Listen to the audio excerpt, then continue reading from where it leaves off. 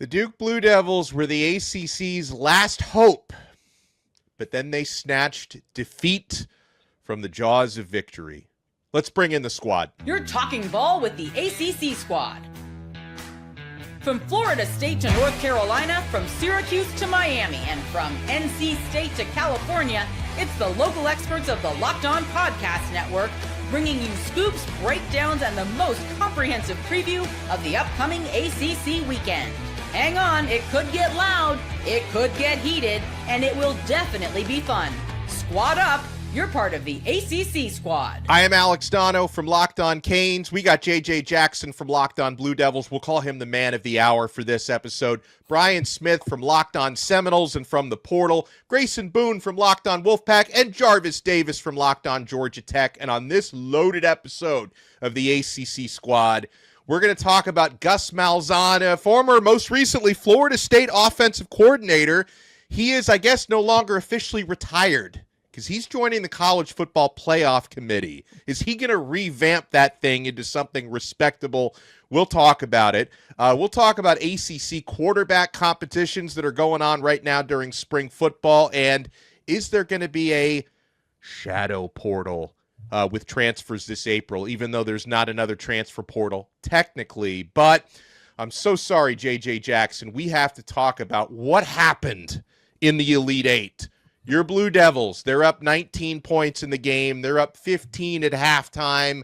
I don't know exactly what Cayden Boozer was thinking when he threw up that pass for the turning point turnover. Talk me through those final sequences, JJ Jackson, and how Duke, for the second straight year, manages to choke in the tournament. I'm still trying to process it all, and so much so that I don't have a voice these days, fellas, trying to figure out how this happened. And unfortunately, Duke, the last hope within the ACC to get back to the Final Four, and it just couldn't happen. I think that sequence at the end was so chaotic with Cayden Boozer trying to just hold on to the ball, dribble across half court, whatever you want to do, kind of play tag. He saw a breakaway opportunity, a slam dunk photo finish, because UConn had pulled up so many guys into the front court. Looked like the win was right there until it wasn't. And credit to the shot that Braylon Mullins was ultimately able to make at the end, and UConn punches a ticket onto the Final Four. Yeah, a 98% chance to win at one point, according to the ESPN analytics, much like you had a year ago in the Houston game. So brutal for a team that finishes 35-3 and lost 3 games by a combined 5 points. Unreal, the season that they had, and unfortunately, it's not able to continue going into the Final Four. I'm at a loss for words, guys. It's heartbreaking, absolute collapse and absolute heartbreak from the Duke side of things. Well, JJ, this is one of those instances where, like, at least college basketball, the tournament is back, right? That was a moment, because I know my 6-year-old was down in the basement, and I'm sitting on the main floor, and I'm watching the game and everything. And next thing you know, Braylon Mullins hit that shot. I was like, "Oh snap!" And then my daughter came up the stairs crying because she's like, "Daddy scared me." I'm like, "I'm sorry." I haven't experienced anything like this in quite some time. So yeah, it was a true March Madness moment. But yeah, man, that was tough. That was brutal to watch, man, because you look at the way Duke was playing. You got Cam Boozers trying to do his thing and trying to carry the team to victory. And then, the brother ended up messing up. I don't know about y'all. I have a brother, and if my brother actually did some crap like that, man, we probably would have fought for at least probably about 10 seconds. Just a little. There was a Boozer brawl after the game. Right. Yeah, man. We gotta fight. We gotta square up. You know what I'm saying? We'll be cool afterwards, but we gotta square up, man, after that one, because you messed it up, man. You messed it up for the home team. And that's been some of the mix throughout the year, guys. And I like that perspective you're sharing, Jarvis, because I also have a brother who's really close, my best friend. 2 years separate us, unlike minutes with the Boozer twins laying it out, right? But for Cayden to always be in the shadows, right? Because Cam has always been the star of the sport. He's also literally 6 inches taller than his brother is, which in itself alone is interesting for the twin dynamic that's there. But yeah, you just hate to see something like that happen. The injuries that Duke was battling to Patrick Gongba and Caleb Foster and Malik Brown, they were in foul trouble there late, and so you're trying not to be overly aggressive with Terrace Reed Jr. I mean, UConn did everything they needed to in that second half, punching Duke in the face and making things really difficult there. So apparently Dan Hurley's able to go face-to-face, cheek-to-cheek, nose-to-nose with officials after a game ends, and it's totally fine. Any other coach, the technical's happening there. I will say, though, and obviously, like, in a vacuum, you could say that that's technical worthy, but can you imagine had the referee called a technical there? I mean, it's just context does matter. I mean, if you let Duke potentially tie the game with a technical free throw, I don't know what the reaction would have been nationwide. But it's Dan Hurley. Part of it is justified, and the fact that Dan Hurley had already been given Dan Hurley had already that is crazy. Yeah, he had already been given a wild man within the game, wild man, and yet that it just means nothing. Yeah. If they teed him up on that, Hurley might have thrown a punch. Like, it would have been something to behold. He would have swung on somebody for sure. It would have been the Malice in the Palace all over again 20 years later. Here's the thing. Duke should not have blown a 19-point lead. They should not have blown a 15-point lead. One seeds had been 134 and zero when leading by 15-plus points at halftime in the NCAA tournament. That should have never happened. But the fact that Dan Hurley is able to get away with these things is also ludicrous. Yeah. I tell you what, on some level, I'm starting to really feel for Jon Scheyer here because, like, to be this dominant of a team, not just the year, but also last year, and you feel like you're doing your job, maybe outside of allowing a 19-point comeback, but, like, you're doing the things you're supposed to do. You're winning these games. You're getting to the Elite Eight, and then all of a sudden you just suffer brain melt of your team in the last minute and a half.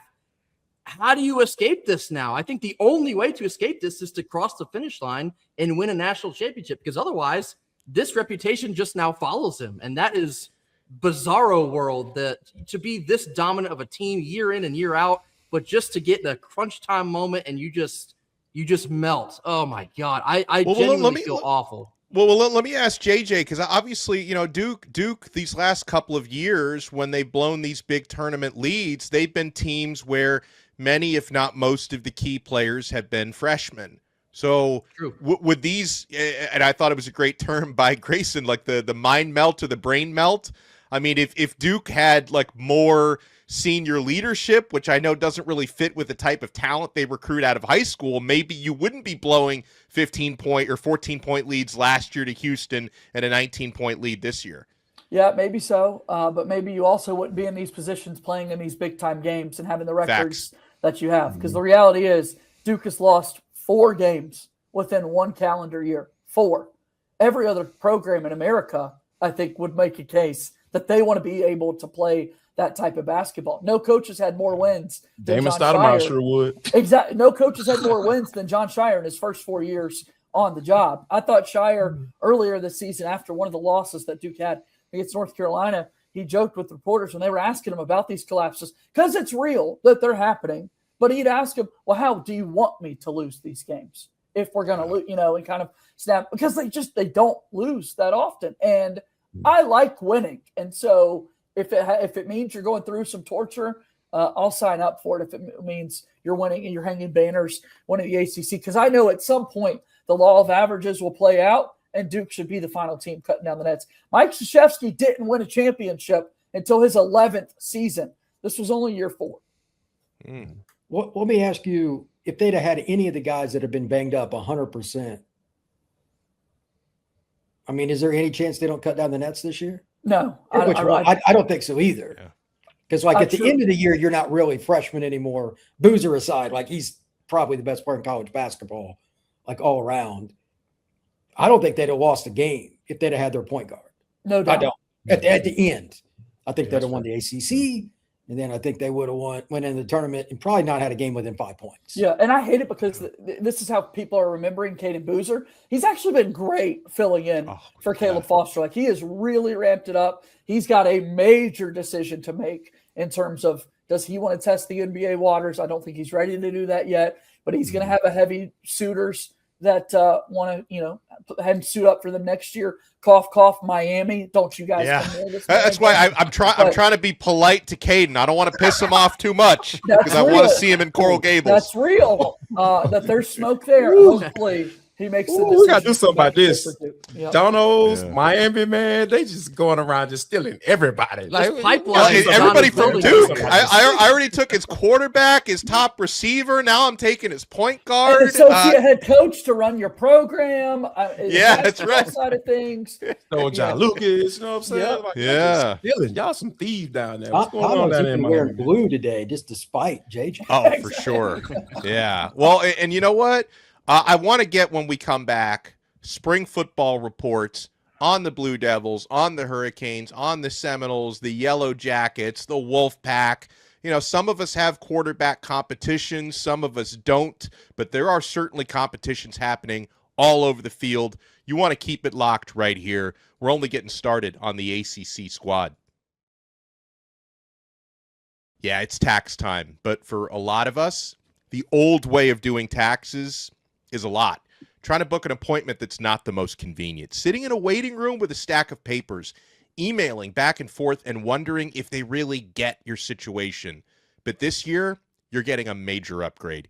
Intuit TurboTax now has in-person locations nationwide. You can meet face-to-face with a real tax expert, and your documents get uploaded straight to your TurboTax app on the spot. And just like that, you're done. TurboTax experts work to get you every dollar you deserve while you get real-time notifications as you go about your day. It's the relief of walking in and meeting a real person and walking out knowing your taxes are being handled right. Head to turbotax.com/local to find a store near you and book your appointment. And folks, I want to remind you, if you haven't joined the Everydayer Club yet for your favorite Locked On shows, it's a great time to do it. Use our code MARCH and you get your first month free. We've got exclusive ad-free episodes, exclusive Discord servers where you can chat with your favorite hosts and other fans of your favorite teams. Go to lockedonpodcast.com/everydayer to find your favorite shows on there, whether you want to join up for Locked On Georgia Tech, Locked On Canes, Locked On Blue Devils, Locked On Wolfpack. You can find those with the Everydayer Club. Get your first month free with our code MARCH. We have got the ACC squad assembled. Let me have Brian Smith from Locked On Seminoles by the first round on this one, because last I've seen, Brian, with I think Florida State spring ball's a little bit over halfway at this point. Sounds like a legit quarterback competition. Am I characterizing that correctly, with Ashton Daniels being the experienced incoming transfer and Kevin Sperry the second-year upstart? Does Sperry have a shot, or does this ultimately go to the guy with that mileage on the odometer in Daniels? Oh, you're muted. Ashton Daniels is the guy, 100% from what I've heard. They're going to work Sperry in, but I'm told it's Daniels. I don't know if that's the smart play or not. They're not allowing anything, really. They've went Mario Cristobal style with practice access. So it's probably, you paid for a veteran, you're going to let him play. But Here's the thing, like the practice the other day, the media got to go a little bit, and there was some news that came out of it. Two things. Number one, people think Daniels is the guy. Number two, the running game. They do have a really good running back room. Not quite Miami's, but it's really good. They ran the ball well, but there was also some disruption. We need to figure out the line play. So it may not matter who the quarterback is because he may not be healthy. Like they're putting together a line. We'll see how it goes. But then the biggest thing, I don't know if anybody here saw it. On Monday's press conference, a certain Tony White, the defense coordinator, went off. Did you all see that? I did. This is right up Brian Smith's alley. I can assure you. I'm sure. I did a full podcast on it on one basic premise. If you're going to be an idiot, I'm glad somebody's going to call it out. Tony White didn't even get asked. Unsolicited. He's the defense coordinator for the Noles. He's back again this year. If you want some entertainment, go look it up. Anybody's got it. He said that he's glad a whole bunch of guys are gone from last year's team. I was like, oh, whoa. That takes a lot of guts to say that. And I golf clap multiple times on my show because I'm glad somebody has the guts to say, because that's political, because there's got a lot of those kids are from high schools they got to recruit. It's touchy. That's my realm. But I still get the golf clap because you got kids that don't want to be there. We heard all kinds of stuff in the media about, hey, kids aren't paying attention when Norvell's speaking to the team and this and that. I'm like, whoa. Like, I'm not a Norvell guy. Mm-hmm. But if you're on a team, like, look, there's a measuring stick here. At least eyes up, pay attention to the man at the top of the podium there. That stuff wasn't going on, all that. And Tony called them out.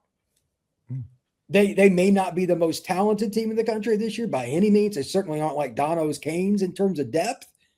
But if they play focused and play together, they'll at least be competitive. I mean, they lost about 5 games last year that they were in it in the fourth. Like, they found ways to lose. And that kind of stuff that Tony was talking about, 100% is a big problem. It's why you've won 7 games in 2 years at Florida State. Oh. That's really hard. So I give them more credit for that than anything else. And while I think the Ashton Daniels situation, I'm okay with it. I'd like Sperry to get a shot, but I don't think that's really the case. I'm just glad that they're getting rid of the problems. Well, because like with Sperry, Florida State fans, wouldn't they rather, and listen, he's got to win the competition because you can't just hand it to a guy who's not that's bad for the culture. But wouldn't Florida State fans much rather Sperry win the competition? Because, Daniels, he's a rental. You already know what his ceiling is. Sperry could actually be your future. So I would guess that the Locked On Seminoles listeners would be a lot more excited if Sperry finds a way to win that competition. That's what I pitched before, and I like Daniels. I know the kid; he's a great guy. Yeah. I don't know what his ceiling is. I might push back a little bit because he had the 2 really good games at the end of last year. It's so weird with him. They get rid of the head coach who was the play caller, and all of a sudden, Ashton Daniels is a good quarterback. Shocker. But at the same time, I still can't say he's great because he had turnover problems prior to that. But he was at an awful Stanford program. So I don't know how you grade him. But the biggest point is what Dono just talked about. If you start Sperry this year, and let's say you go 5-7, 6-6, you got him for 2 more years. If you go 6-6 this year with the 5th-year senior quarterback and you start all over, that blows. I mean, there's just nothing good about that.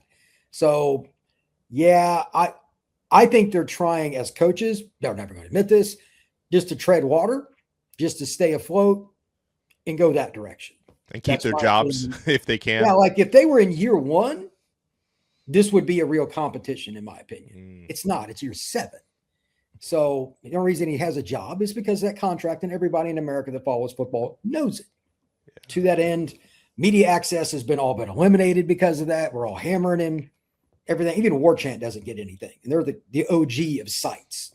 So, yeah, I think that this is basically Ashton's team unless he just goes into the drink. And by the way, if you haven't looked ahead, Florida State's second game this year, SMU comes to town. If Ashton sucks, and again, I don't think he will, SMU runs them over, then all kinds of things happen because they get a bye, and then they play this other team. It's in Tuscaloosa, Alabama the week after that.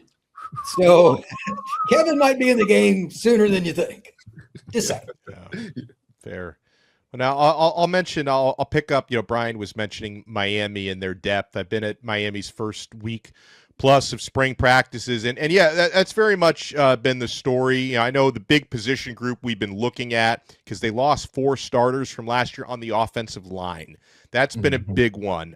Very impressed early on with Jackson Cantwell, who I know Brian covered coming out of high school, was the #1 player in the 2026 recruiting class. He's actually trending to possibly start at left tackle. I mean, it's very early in the process for him, but I mean, he's a generational type player coming out of high school. It's just going to be about developing that maturity and that consistency. So I think the offensive line is doing about as well as you can with so many new starters, because that's Mario Cristobal's bread and butter, is recruiting great offensive linemen, and his offensive line coach, Alex Mirabal, does a great job. And then, of course, defensive end, you're replacing Ruben Bain and Akeem Mesidor. Part of that transition is going to be pretty smooth because they brought in Damon Wilson from Mizzou, who had 9.5 sacks and 54 pressures last year. He seems to be doing really well. And then on the other side, it's going to be a battle between guys like Marquise Lightfoot, who got a lot of playing time last year. He's a little on the smaller side, though. He's tall, but he's only about 230, 235. And then you've got Hayden Lowe, who was a former 5-star recruit coming out of high school, who was injured last year, didn't play as a true freshman because of his injury. He's 6'5", 255, and he's practicing like the 5-star that he was coming out of high school, so he's going to have an opportunity. I'm sorry to tell you, JJ, but Darian Mensah seems to be doing very well so far at quarterback from Miami. The expectations for him are high. Don't know. Mensah was looking a little chubby last time I saw him on video, man. What's going on there, man? He been eating good. When he was out in LA working out, I mean, he was hitting up those taco stands out there in Los Angeles. He'll be fine. He's in fully in the spring ball routine. He'll trim that waist down. I appreciate you asking, though. Well, just a little chubby, man. I want to ask. You know what I'm saying? I understand loving food. I get that. I've gotten to the point where I'm unfamiliar with Darian Mensah's game. I don't know anything about him. We've moved on. Who is this guy? It's been heavy basketball mode. Like, you guys actually are doing spring practice and things. Yeah, Duke's the traditional basketball school. We're not used to the hype. Well, in Miami, basketball season doesn't start in Miami unless you get to the Elite Eight. Like, it doesn't even that's when people get interested. So it's always football season down here. And yet, the last time I checked, I thought Duke won the ACC championship. How about it, fellas? They did. He got me on that one. Yep. And so Walker E. gets going to be the quarterback for Duke this year. He is not healthy enough, though, to be going through spring practice right now. The transfer that they got from San Jose State, who did get another year of eligibility granted. And then even the incoming freshman in Terry Walker III that a lot of people are really high on, he's out for spring ball with some injuries. So Dan Mahan and then Ari Patu, who's another transfer that they got from North Alabama, they've been kind of taking the big reps there for spring ball. So Manny Diaz is going to have him coming, but the whole outlook on Duke football, unfortunately, really, really did change once you see Darian Mensah and his number one wide receiver, Cooper Barkate, decide to head to South Beach. So, yeah, enough football from the Duke side of things, fellas.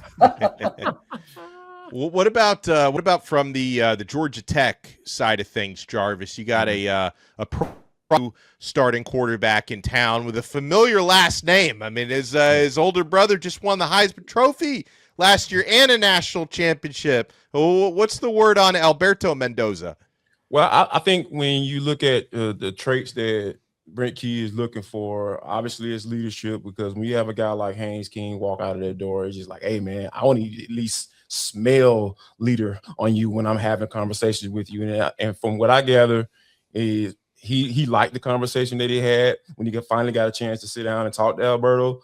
He talked for about 2 hours, like, hey, man, understanding, like, hey, I need you to be a leader.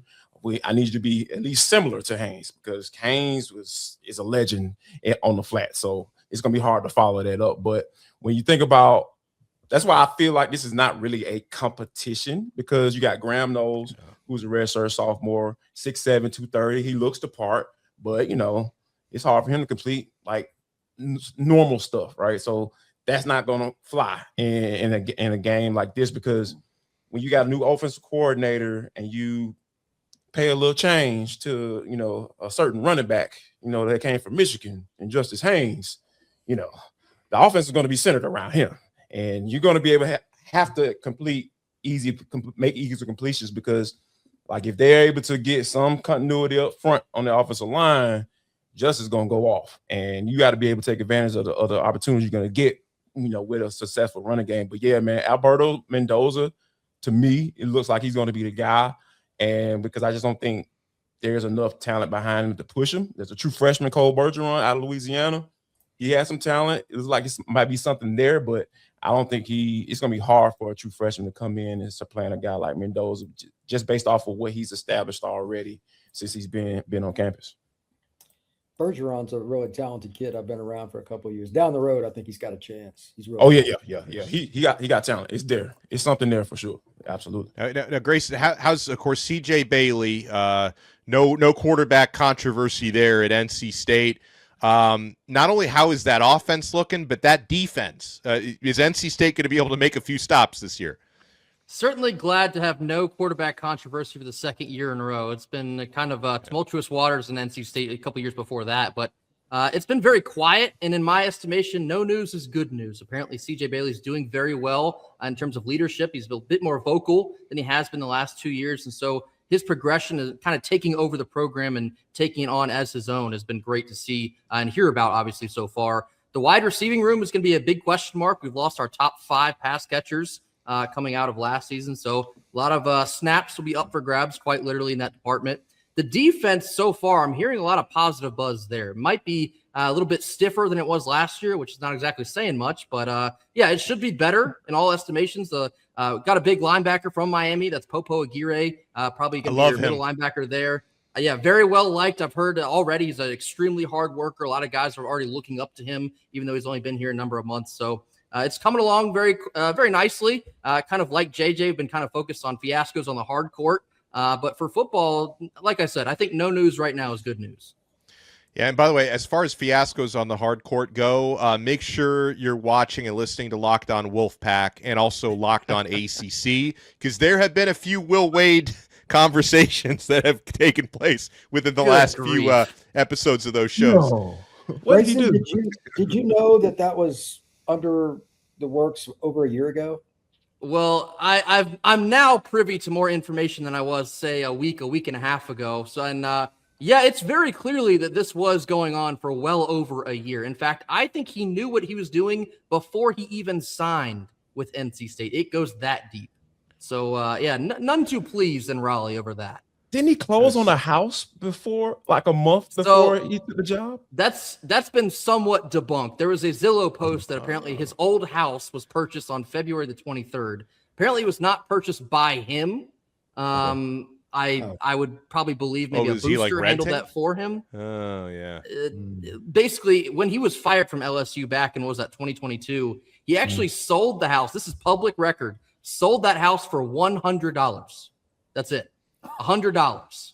So see, you all had the same expression. Red flag immediately goes up. Something's going on here. Yeah. This has been in the works for a while. I mean, I'm pretty sure for a while, and then we'll bring you back when it's time. Exactly. That's what that's. Yeah, I mean, there may have been laws broken there. I mean, I'm pretty sure if I sold my house for $100, like I'd have like a Fed knocking on my door the following day. Like, what sort of shenanigans are you up to? But when we come back, sorry. Yeah, no, you're good. Speaking of shenanigans, is there going to be what we refer to as a shadow portal taking place this spring? And a new gig for Gus Malzahn. You want to keep it locked right here. This is the ACC Squad. Hey, what if sports were traded like markets? Now you can put your sports IQ to work in real time with Robinhood prediction markets. It's not you against the house. It's you participating in a live market. You could buy or sell your positions live all game long. Use your sports knowledge in the moments that matter. Robinhood prediction markets changes the game. It's people moving the action. So when momentum shifts, you can move with it. I always knew the game, but I never had a dynamic way to apply that knowledge. But now I can actually take part live in a market powered by people. You're no longer just a spectator. Play by play, you decide. Trade every play with Robinhood. Now available across the U.S. Download the Robinhood app now to begin. Futures and cleared swaps trading involves significant risk and is not appropriate for everyone. Event contracts are offered by Robinhood Derivatives, LLC, a registered futures commission merchant and swap firm.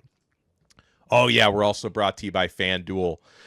The tournament, folks, still raging on, and one of the best times of the year, of course, from brackets, buzzer beaters, upsets. It's nonstop action from tip to final cutdown. And right now, FanDuel is giving new customers a way to stay in that action all tournament long. Here's the best part. You get up to $300 back in bonus bets every day for 10 days. That means 10 chances to stay involved throughout the entire tournament.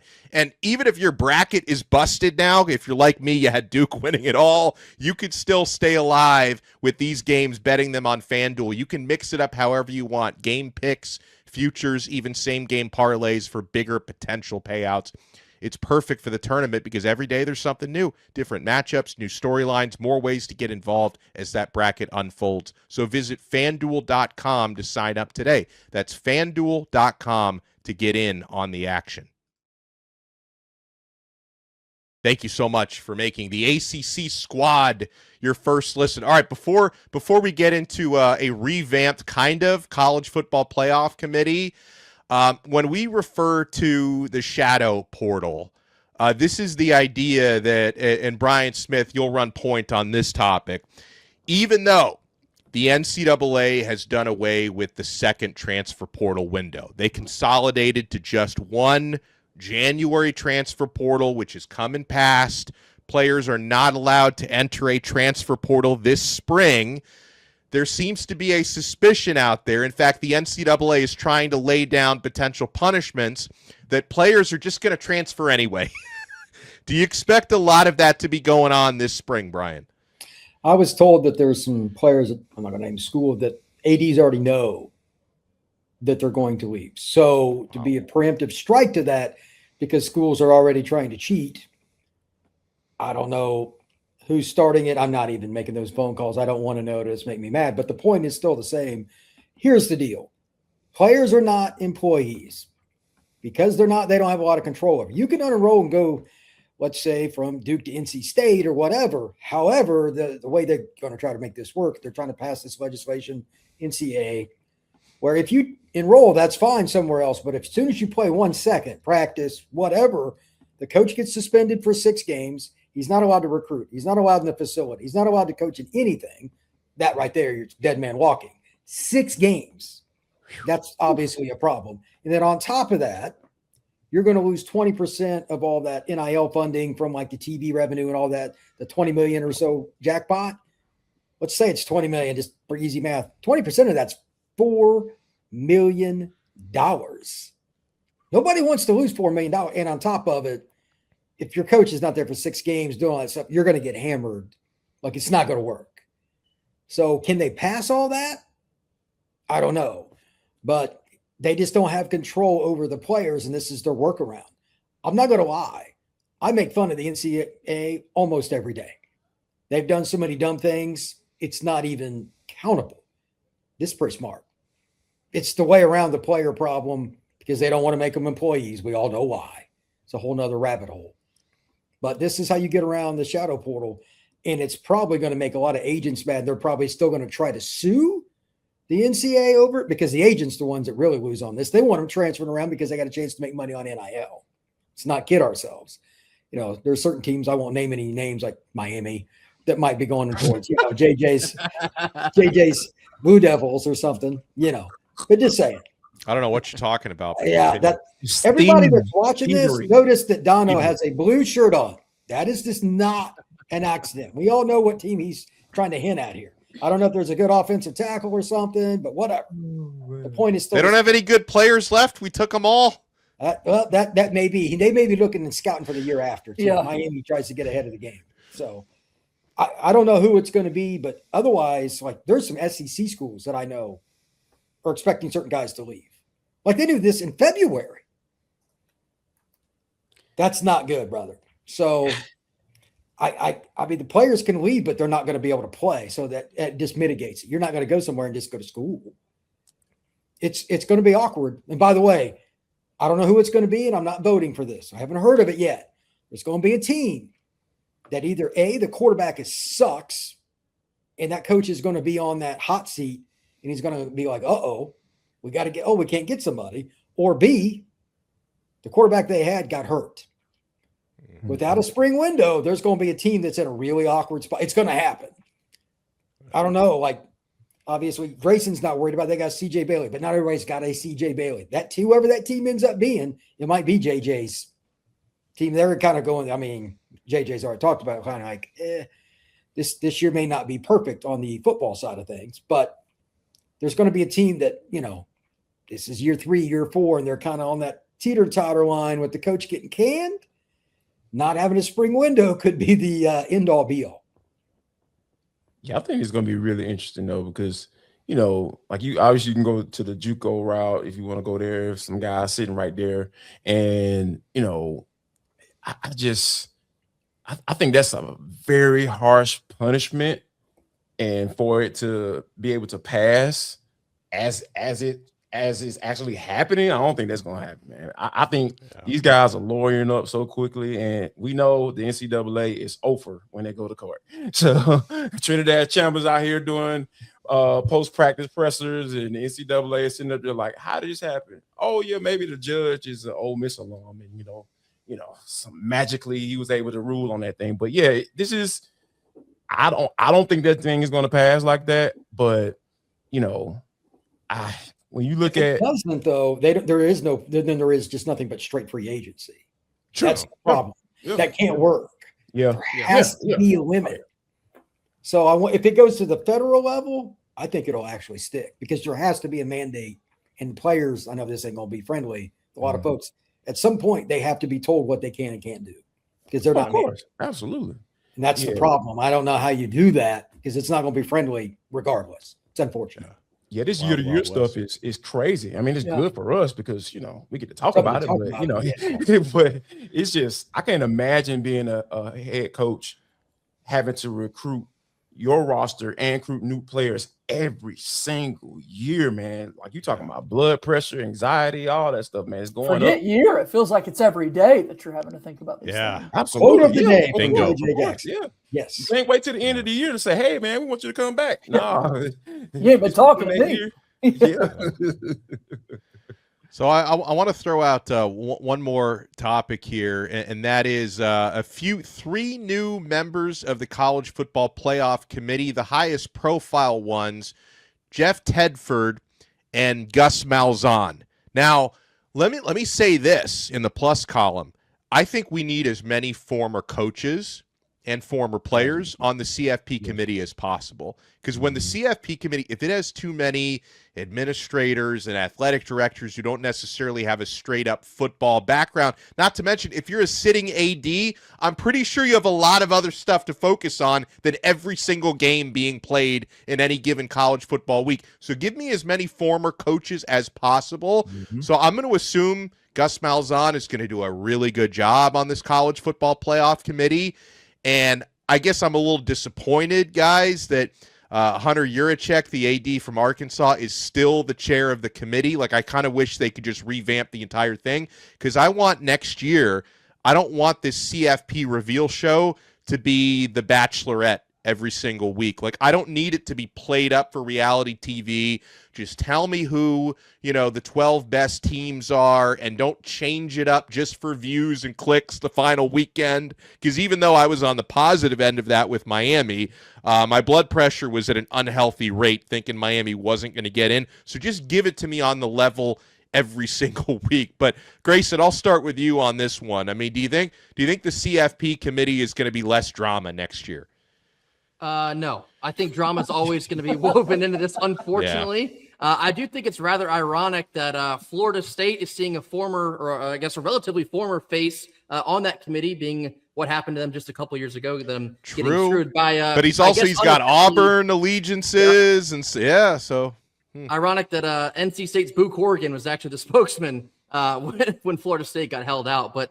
Is there going to be drama? Yeah, there's always going to be drama. It's college football. It's part of the reason we all love it so much. But I certainly do agree with your point on wanting more coaches on that committee. The coaches are going to get it. They're going to get the process. They're going to get what these teams are going through to get up to that point and be in contention. That makes a ton of sense to me. But, kind of back on the note that the NCAA can't get out of their own way, the CFP committee's kind of been on the same foot.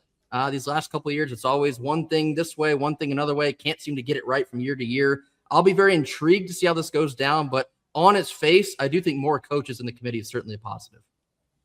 I just want to see Hunter Yurachek not look like he's in a hostage video when he's answering questions. Always looks uncomfortable. Just figured out a way for Miami to be able to get in because of the head-to-head, and that was a really good win back when it happened. It just didn't matter up until that point. Like, what are you doing, man? Somebody else a shotgun to your head? So yeah, that's the only thing because that was pure comedy for me. Like every time I sat there and watched that show, when I knew kind of was intrigued by who was going to be in because, they got a little predictable towards the end there. But, yeah, this is like they got to take him out, man. Like, let somebody else speak or give him some training or something on how to look on TV. Like, don't have your eyes locked like this. you look crazy, man. You like you're on some drugs or something, you know. Gotta give you a little P test before you come up in front of the camera. I think the football coach part is the most important thing here when we're deciding who are the best football teams, right? Like I respect that the people making these decisions would be able to have conversations about passing concepts to run against a cover 3 versus guys who that's not what they're talking about each and every day when they're running athletic departments and whatnot. So I think this is a good move to add 2 more former coaches. Because AD is all about what? Money. How much money I got to work with? Yeah. And you know, especially these sitting ADs. Good point. Oh yeah, I want to get my cut. Let me make sure this Big Ten school get in. You know, man, come on, man. Yeah, give me the coaches all day. I'm with you on that one. I agree with everybody. My only question is, are we ever going to get to a point where there's definitively more coaches and ones we trust than everybody else? I'm not confident on that. Yeah, that's a good point. I don't think there's never not going to be ADs or sitting ADs. Just the way how things been going, I don't think we're not going to see those guys on the committee. So yeah, I'm with you on that one. Plus, I don't understand. Like I don't understand what purpose an AD serves on the selection kit. Like it doesn't make sense. Like they've always been on it since the committee was first formed. I just don't understand why. Yeah. The almighty dollar. I mean, Saban's an obvious one, but there are several other coaches that you could put in there too. Like, I mean, it doesn't have to be somebody that's got multiple titles or something, but like there has to be a few other guys they can put on there instead of some AD that's just looking out for their wallet. It's pretty common sense. Yeah, no, for sure. Hopefully we get to that point, but we appreciate everybody making the ACC squad your first listen. Make sure you join the Everydayer Club. Click the link in the show notes below. You get special features and content, including ad-free versions of our shows, Discord chat access where you can talk to all these hosts and to other listeners and fans of your favorite shows. Join the Everydayer Club. Click the link in the show notes below. Make sure you're checking out all of our shows and all the other great ACC shows on this channel, but especially the ones represented today, like Locked On Georgia Tech, Locked On Wolfpack, Locked On Blue Devils, Locked On Seminoles, and Locked On Canes. And we'll talk to everyone next time on another episode of The Squad right here on the #1 Locked On Podcast Network. Your team every day.